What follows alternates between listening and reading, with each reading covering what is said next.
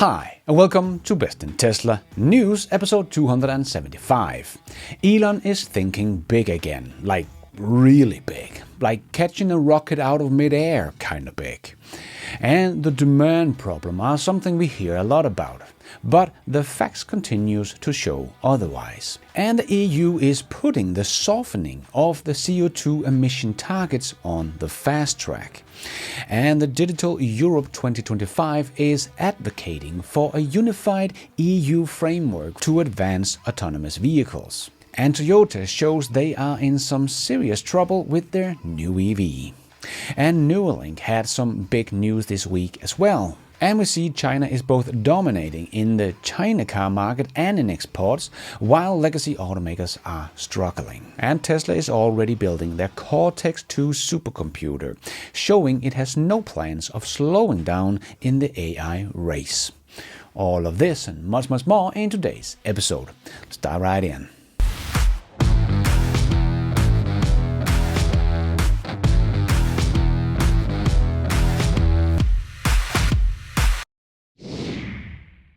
Let's put our living stereo stylus in this groove.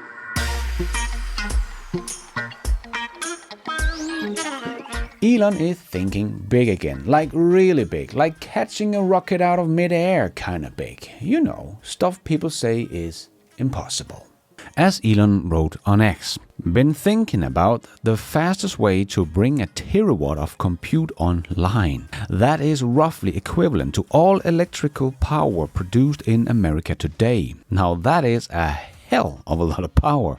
And to give this a little perspective of just how huge this is, Phil makes this nice post about it on X as he wrote. For comparison, the XAI colossal supercomputer in Memphis currently uses 300 megawatt of power, or 0.3 gigawatt, for its 200,000 GPUs. A terawatt or 1,000 gigawatt is 3,333 times this amount. Thus, XAI's current compute power is about 0.03% of a terawatt. Compute is needed for training, making the model, and inference using the model. For large language models like Grok, all of this happens in the data centers.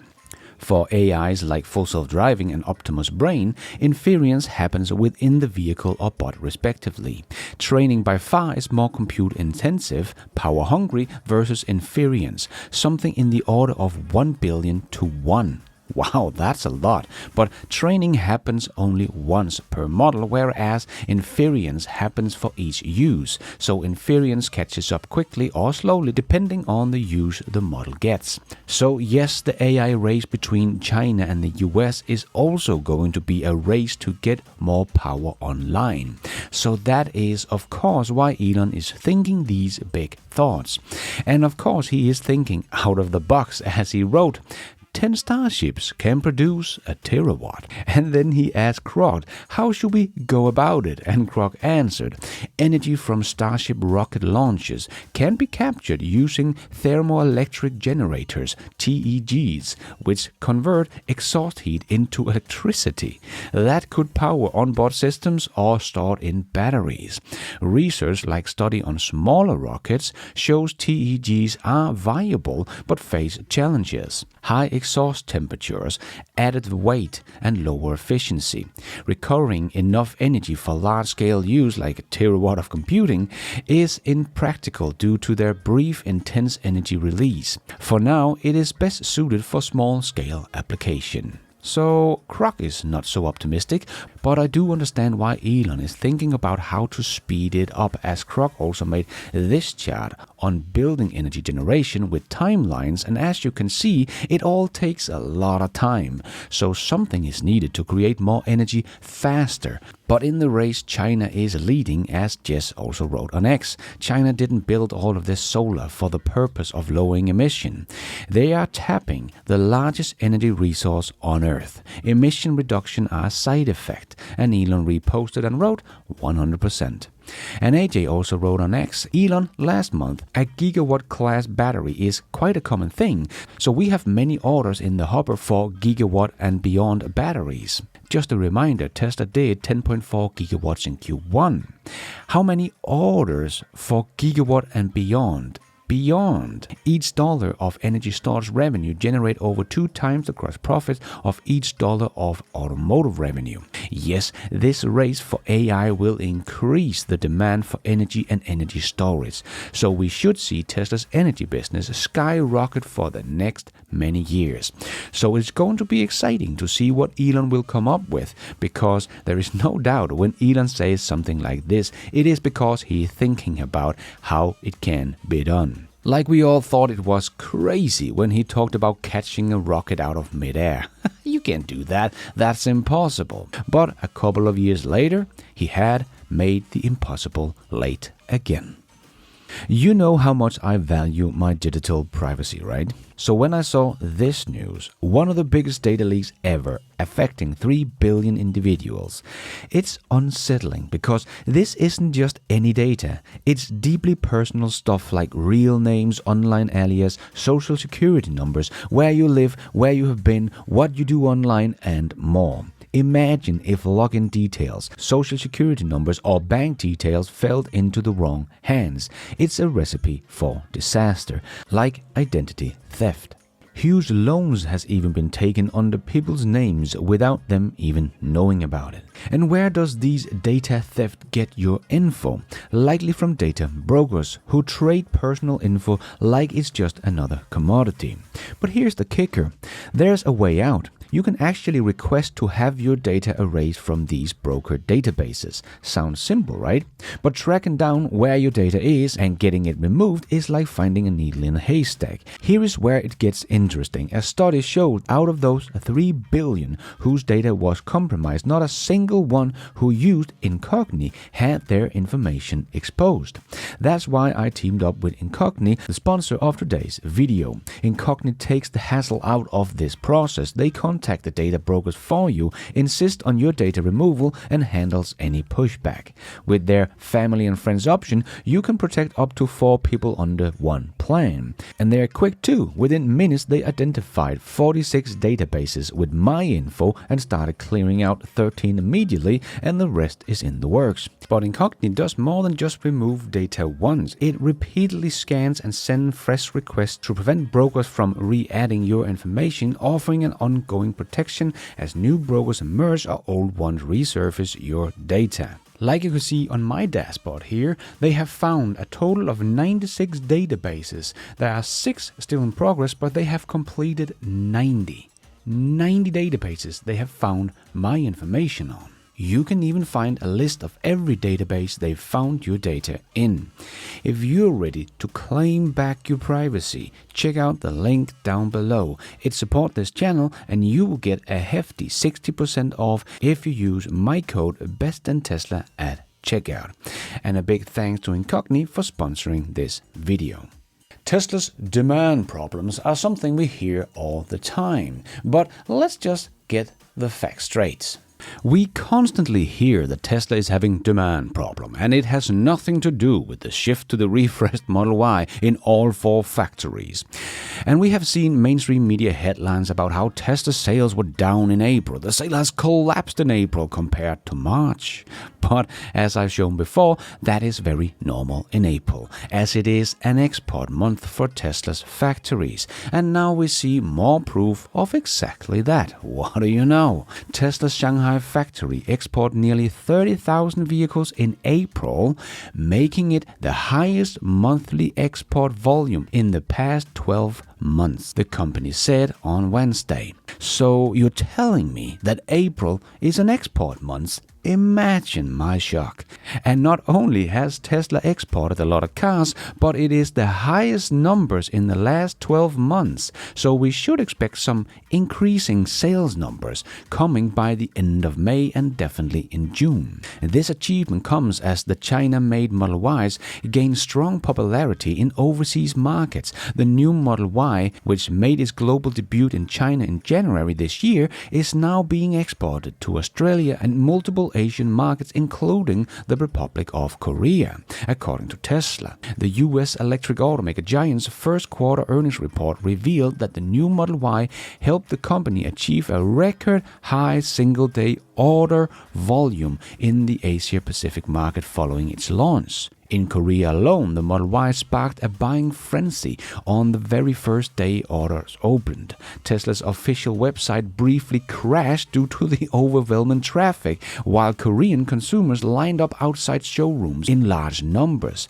as I reported on at the time. So we are constantly seeing numbers showing huge demand for Tesla's cars. We know the fact about the first month in a quarter are low due to export. We know the facts that the Model Y has just started deliveries here in May in many countries around the world. But still we see articles from mainstream media, Tesla haters like Fred Lambert, trying to tell everyone that Tesla has a demand problem, like we have heard about for the last 5 years. But what Tesla has done with the shift to the new Model Y is just so very impressive in every way. As Tesla China said, it made the fastest ramp in company history. Giga Shanghai tooled up and delivered the new Model Y in only 6 weeks. Tesla China didn't hold back, calling the factory itself the best product. Yes, like Elon has said many times, the factory is the product. And Tesla has just ramped up production so fast that they have been able to make the biggest export in 12 months from the Shanghai factory. So let's just sit back and enjoy the rise we will see in Tesla's deliveries over the next couple of months, while the Tesla haters will keep crying. We have talked about before how the EU will soften the CO2 emission targets, but they are putting it on the fast track. The European Parliament cleared the way to rapid approval of softer EU CO2 emission targets for cars and vans that will allow automakers more time to comply and should reduce potential fines. The European Union has approved a delay in enforcing stricter CO2 emission fines for car makers.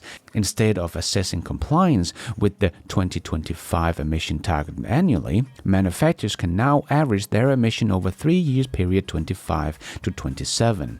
This means car makers will not face fines if they miss their 2025 target by the end of this year, but only if their average over the next 3 years exceed the limits. The change was pushed by the European Commission and supported by the auto industry, which argued that immediate annual fines could cost up to 15 billion euros and threaten competitiveness against US and Chinese rivals. The move was welcomed by car makers and major political groups who cited the needs to support the struggling European automotive sector. The EU's delay of CO2 fines for gas cars provides short-term relief for automakers but risk undermining Europeans' climate ambitions and slowing the EV transition. This decision prioritizes industrials' concern over environmental urgency and may weaken the EU's long-term competitiveness in clean mobility. Yes, I personally think this is a big mistake. It's like pissing your pants to try to stay warm during the winter. It's a very short-term solution and you will be worse off afterwards. The European automakers are already behind in the EV race compared to Tesla and the Chinese and are losing the Chinese market. So if we are not forcing them to make this happen fast, the Chinese will come to Europe faster than the Europeans are going to ramp EVs up. So this could be very bad for both the environment and for the European automakers in the long run. But they are always very short-term thinkers. And if you are thinking, what are you talking about, Lars? The Chinese will never dominate. Well, they already do. As Elon also shared this post about China's rise of car exports, where we can see that the US automakers are the clear losers and China are the big winner and is already dominating exports. But as Elon wrote, but China is also the biggest car buyer. This year, China will buy more cars than America and Europe combined. Yes, like I said before, if you're not a big player in the China market, you will probably not survive. And we have seen the legacy automakers lose 7 million vehicles in sales within China over the past 5 years. And in the same period, China has also taken about 5 million away from the legacy automakers outside China. As Michael Dawn also shared, China's EV building dominant market share, and as you can see, China are dominating the EV markets in Brazil, Thailand, Indonesia, and Mexico. So as the world is transitioning to EVs, China has already positioned itself very strongly around the world, and while they are still trying to get into the US and getting more traction in Europe, they are taking over the biggest market on the planet in China. That once was the legacy automakers' bread and butter in terms of profits, and now they are also exporting more cars than anyone else, even more than Germany and the US combined. Pretty clear what is happening in the market. China is taking over from the legacy automakers. And one of the only ones that has been able to stand their ground in China has been Tesla, which in the same 5-year period has grown an order of magnitude in sales in China. I think it's pretty clear that the future car market will be ruled by the Chinese and Tesla. But I hope the EU Commission can act just as fast on improving the pace for approving autonomous vehicle as they have been on softening the CO2 targets for automakers. Because 116 corporations are backing up the strategy blueprint for autonomous mobility in the EU. The Digital Europe's 2025 strategy paper, supported by these 116 corporate members, including Tesla, BMW, and Nvidia, advocating for a unified EU framework to advance autonomous vehicles and advanced driver assist systems, emphasizing their potential to improve road safety, reduce congestions, and create jobs. Digital Europe represents over 45,000 businesses in the EU's tech sector, identifying key barriers to autonomous vehicle and ADAS adoption, such as fragmented regulation and limited type approvals, which hinder innovation and scalability across the region's 30 represented countries. The strategy paper calls for harmonizing testing, faster approvals, and a single market to unlock AV benefits, addressing issues like EU's lag behind the US and Canada, where urban ADAS testing is more advanced due to less restrictive regulations. Yes, it would be very nice to get this in place as fast as possible, because the fragmented regulation across Europe are not really helping anyone. But as soon as we have the first approval for full self-driving in Europe that we are waiting for, we do have countries that are all ready for the autonomous futures, like Switzerland, that has legalized autonomous driving, including level 3 and level 4 systems, under the Swiss Federal Ordinance on Automated Driving, OAD. This allows the users of autonomous driving technologies like Tesla's full self-driving on Swiss motorways and designated routes, subject to strict conditions. However, no vehicles with these systems, including Tesla's full self-driving, have been approved for the use in Switzerland yet, as manufacturer must first obtain type approval from cantonal authorities to demonstrate compliance with safety and traffic flow standards. So if we could get one standard for all of Europe, it would be a big deal and help us not be so hopelessly behind in driving assist systems as we are today. And let's squeeze in the last short news topics into this news show. Yes, it's time for the Tesla Shorts. Tesla shared a video of them testing full self-driving supervised in Melbourne, Australia. And yes, that's a hook turn. Not an easy move to do. But now we have seen Tesla showing it off in Europe with their Amsterdam test video. And also just released one from Paris as well, where it's taken on one of the toughest roundabouts in the world. And now in Australia as well. And we already have the US and China. It's almost like Tesla's system can drive everywhere. Unlike Waymo that can drive in 5 cities, or more correctly, downtown in 5 cities. I'll bet this is going to be released to the world within a few years.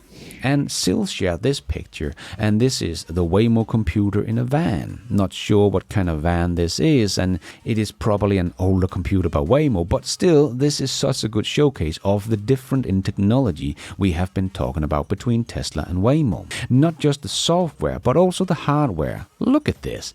It is even liquid cooled, and it fills up the whole whole trunk of this minivan compared to Tesla's very small onboard computer. This is night and day, and this is also one of the reasons why Tesla decided to make their own chips, to make them more power efficient and not drain the car's battery just to drive it, as the EV evangelist wrote. Waymo's in-car computer system significantly impact the range of its EV, the Jaguar I-Pace, reducing it by up to 36%. 83 miles from 234 to 144 due to the high power draw, weight 10 to 50 kilos, and liquid cooling needs. And this mess of a computer is not something you look at and think, yes, this is designed to be mass manufactured. This is not easy to install, and Tesla's Cybercab will be 100% automated. There is simply just no comparison between Waymo's robotaxi and the Cybercab. There are worlds apart in terms of technology. And Toyota has introduced an all-new EV called the CHR in the US. So Toyota continues their letter naming. That makes no sense, but it will have a range of up to 290 miles, where the Model Y does up to 357 miles, and it has a 75 kilowatt-hour battery, native NACS charging port, so that's nice to get access to Tesla's charging network. Peak charging speed is only 150 kilowatt. Well, that's not very impressive. At least it can make preconditioning of the battery, so that's nice to see more automakers getting this feature. And it can do 0 to 60 in 5 seconds, so not bad. But it does not have any self-driving features, so pretty much already an outdated car, but very soon it will be completely forgotten when Tesla launches unsupervised full self-driving in the US before this car even hits the market, because it is expected to arrive at Toyota dealerships nationwide in 2026. So this is really the best Toyota can do in 2026. Oh boy. Toyota is in some serious trouble. It better be much cheaper than the Tesla Model Y, or Toyota does not stand a chance. And we had Jim Cramer sharing this post about Tesla's Optimus robot, and Jim wrote, "Why I still think the stock of Tesla is a buy. Oh no, I guess the Tesla stock is about to go down again." And with all the talk about AI, Joe Techmeyer posted this about Tesla's next big AI data center. "I have been reporting for a few months now that the new construction site on the north end was the location of the second Cortex data center, but I did not have the permit to verify this, but now I do. Elon Musk has recently referred to the original installation in the south extension as Cortex 1, and that there would be a second one. Now we know where this is located.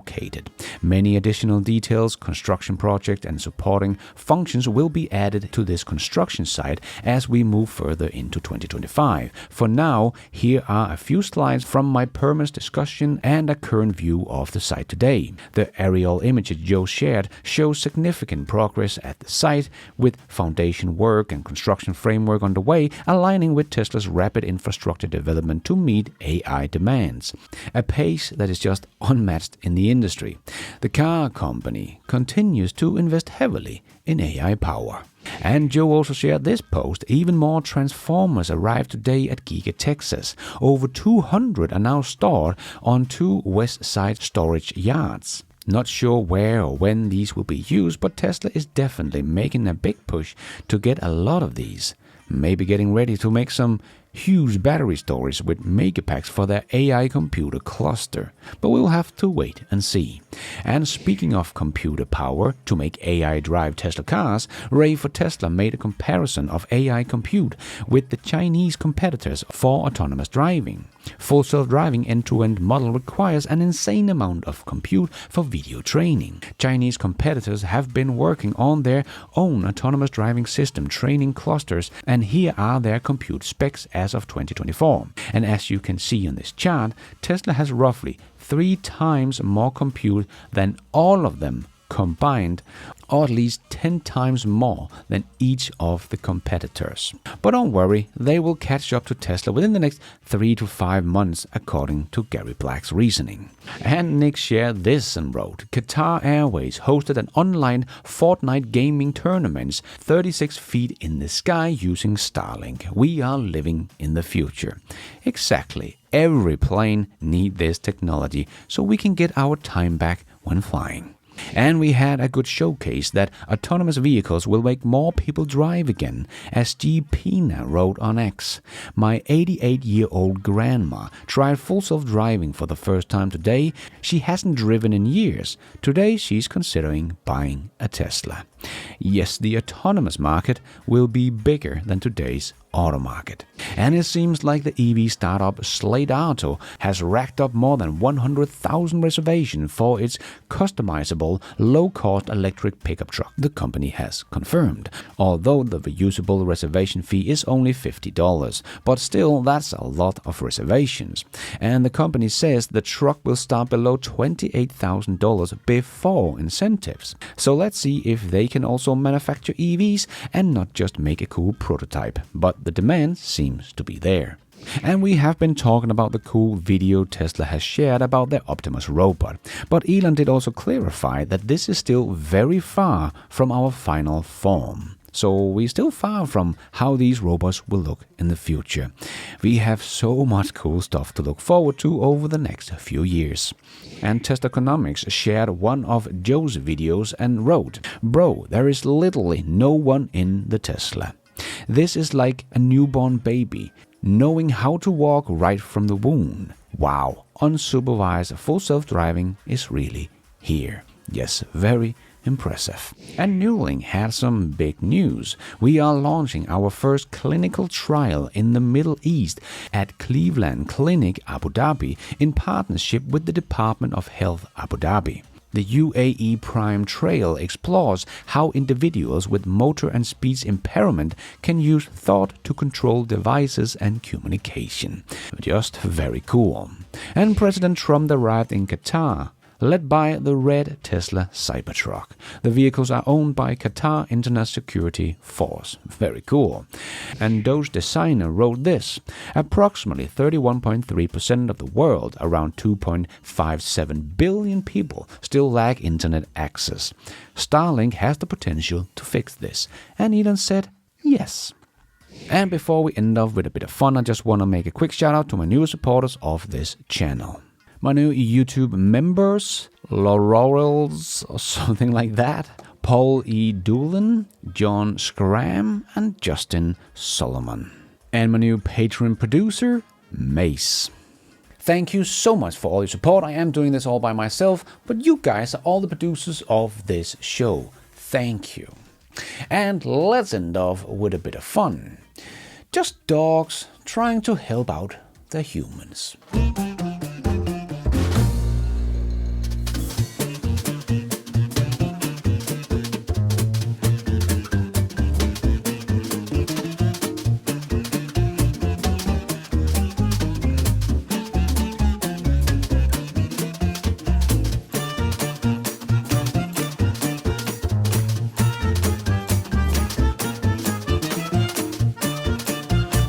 That is all we have time for in this new show. Hope you enjoyed it. If you did, don't forget to hit that like button. It really does help this video out a lot so others can find it on YouTube. And if you did like it, maybe you want to consider hitting that subscribe button, notification bell, so you don't miss out on future videos just like this one. And if you're already a subscriber to the channel, thank you so much for the support. But if you want to support the channel even more, remember you can, for as little as $1, become a patron of this channel or become a member of the YouTube channel to get a shout out as some extra perks like early access, ad-free versions of my videos, exclusive videos. So hit the members button or check out Patreon to find out more. And don't forget to follow me on X. I post pretty much all the news as it comes out and a lot more. And check out the merch store to get some merchandise and support the show. It is also possible to support the show without becoming a member or a patron. There is a donation option down below or on my website bestintesla.com. You can also become an executive producer and get news articles, exclusive videos, behind the scenes, and access to all my research charts and spreadsheets also on bestintesla.com, or as simple as hitting the super like button. And thank you for watching. And until next time, take care out there and be nice.